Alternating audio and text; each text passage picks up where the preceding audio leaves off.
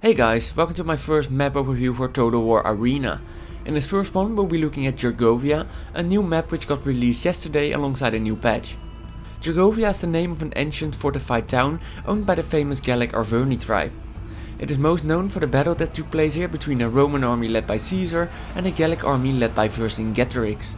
The battle will be known as one of Vercingetorix's greatest victories, as his army managed to expel the Romans from the area. In Arena, Gergovia is one of the smaller maps and plays a lot different than the others in the game. As you can see on this overview, the map is all about the main town in the middle of the map, Gergovia itself, with both teams starting just outside the walls. There's basically no way to go around it, all players will have to go through the streets and little passes if they want to push for the enemy's base. As you can see, the spawn locations are very close to each other for both teams and spread out in front of the walls. Once the battle begins, both teams have 5 options to advance to the enemy.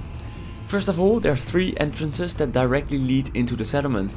These entry points will be used by most players, as it leads directly to the heart of the enemy and strategic locations like watchtowers and ridges.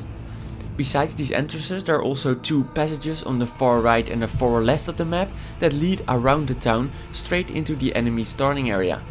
Players can try to sneak past the enemy here, however that's still very challenging, as most of the time you will find enemies in this area as well.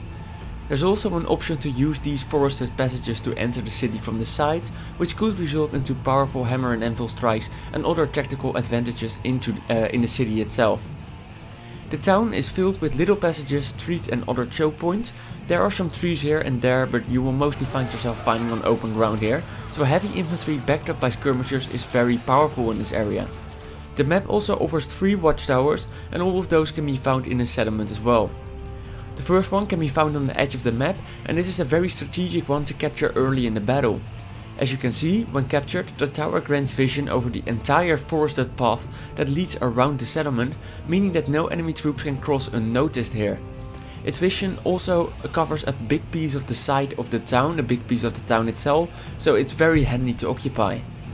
The other 2 watchtowers can be found right next to each other in the middle of the map. The vision of these towers cover the entire middle of the map, which is the area you will find a lot, most of the fighting most of the time.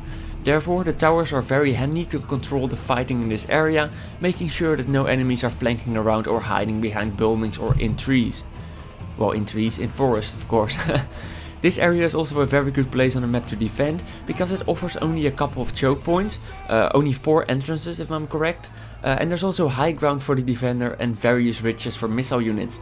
Archers on the ridges in the settlement are extremely deadly and very hard to kill if the entrances are well defended.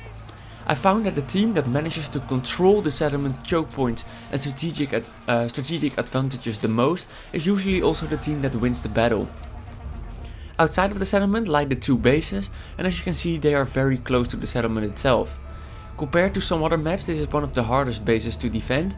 It is very small, does not have any choke points and doesn't include a lot of strategic advantages for the defender.